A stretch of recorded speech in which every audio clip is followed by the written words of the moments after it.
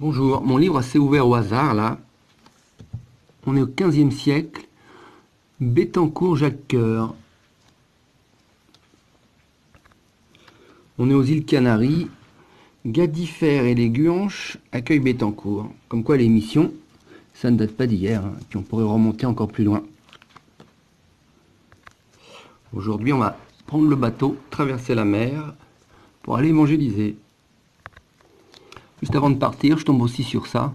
C'est peu connu, c'est Saint François d'Assise, 1255, qui évangélise les musulmans. On le voit toujours retiré, solitaire dans son ermitage, mais il a fait l'œuvre d'évangélisation comme les autres, pour sa sanctification. Ça avait de la gueule quand même, les bateaux. À cette époque-là, ils savaient lier l'utile à l'agréable. L'art, c'est de l'art aussi, c'est magnifique, c'est des beaux bateaux. Hein. Traitez toujours les autres avec amour et mettez-vous en peine de gagner le leur. Saint François Xavier. On présente toujours les Indiens d'Amérique comme des peuples raffinés, bon, et que on n'avait pas à aller les embêter, mais je vous mettrai des liens dans le descriptif. Donc, style Inca aztèque. Il faut savoir que toute leur société reposait sur le meurtre, hein, le sacrifice humain et le cannibalisme aussi. Hein, tout en haut de leur espèce de pyramide aztèque, bon, l'équivalent du dimanche, ils tuaient des vierges et des gens, et ils les mangeaient ensuite. Donc c'est cette chose-là qui n'a pas plu à Dieu, et qui a fait en fait que ce peuple a été massacré. Donc toujours, ne pas confondre les missionnaires avec les mercenaires. Bien sûr, il y en a qui sont allés là-bas à cause de l'appât du gain, de l'or, mais il y a eu aussi les missionnaires qui ont évangélisé, christianisé, c'est-à-dire enlevé cette barbarie immonde. On ne bâtit pas une société sur le meurtre. Donc là, on a le religieux. Là aussi, on a le religieux qui part avec le bateau.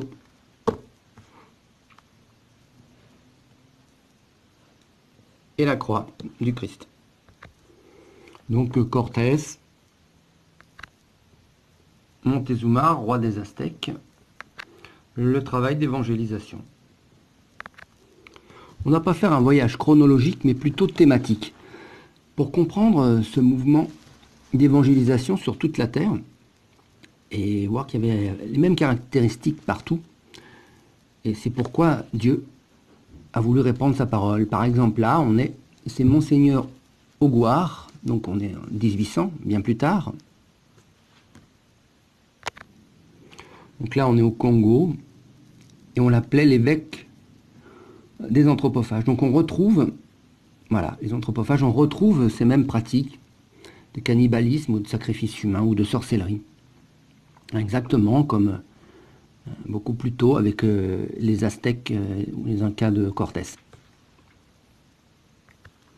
Donc je vais vous présenter ça d'une manière synthétique, rapide, au travers de différents grands saints, grands hommes qui sont morts martyrs pour évangéliser les peuples et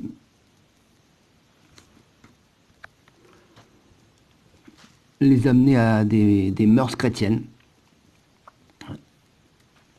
Par exemple là, donc il y a eu beaucoup de résistance. Bon, là on voit un missionnaire qui a été assassiné, quoi. 1500, 1560, toujours au Congo. Et quand je dis qu'ils avaient besoin d'être christianisés, hein, c'est peu dire. Écoutez, les bourreaux emploient des supplices perfectionnés, cuisson lente sur un poteau entouré de fagots enflammés, bain dans les eaux sulfureuses et corrosives du mont Unzen, torture terrible de la fosse qui parfois dure une semaine. Là, c'est pas dit, mais je le sais, dans la fosse il y avait des excréments, donc c'est sympathique. Le patient pouvait d'un simple geste annoncer qu'il renonce à sa foi. Si avec la main il faisait un signe d'apostasie, c'est-à-dire de trahir Dieu, on arrêtait le supplice. Donc ce genre de choses, Dieu avait décidé de le corriger, et on voit toute cette barbarie qui s'exprime au travers de ces saints qui sont morts pour la foi, des saints martyrs. Donc là, nous étions en Asie.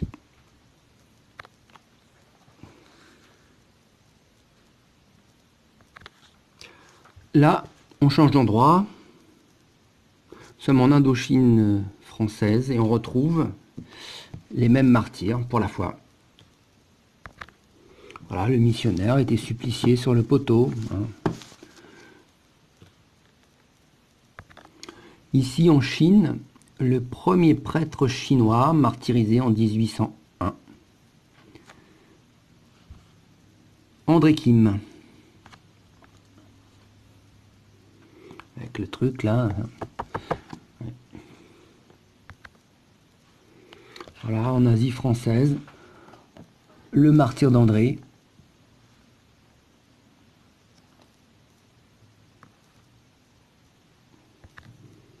Décapitation.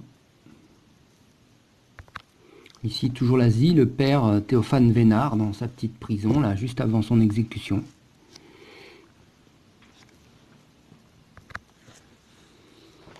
On le retrouve ici.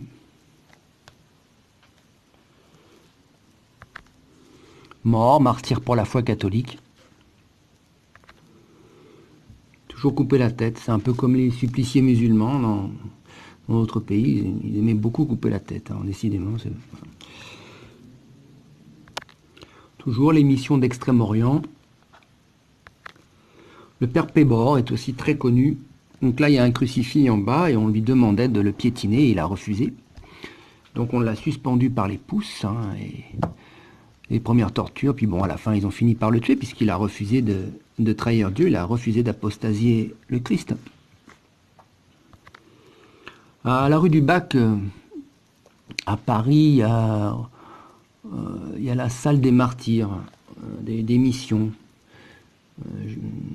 J'ai visité ça, maintenant bon, j'y vais plus parce que je rentre plus dans ces églises-là, mais enfin là c'est une exposition comme un musée, il y a toutes les, enfin, des reliques, l'histoire de tous les martyrs qui sont morts dans les missions étrangères, quoi. Évidemment, ça fait un peu la salle des horreurs, quoi, mais bon, ils sont morts pour le Christ. Et toujours dans la rue du Bac, donc c'est là où je ne vais plus, il y a la chapelle de Saint-Vincent de Paul. Et donc, il y a, dans les allées, j'ai été prié, enfin, du temps où j'y allais encore, puisque je n'y rentre plus, comme j'ai dit, puisque ça a été profané. Mais le corps du saint, lui, ça ne le touche pas, hein. Et donc, il y a une espèce de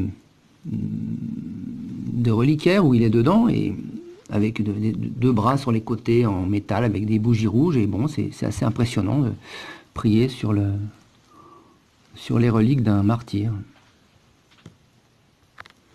Pierre Bory aussi, quelqu'un de connu. Bon, je vous mettrai dans le lien différents noms avec la référence Wikipédia, parce que bon, tous ces noms sont totalement inconnus en tous les cas, c'est pas à l'école qu'on va apprendre ça aux enfants et aux adultes que nous sommes, hein.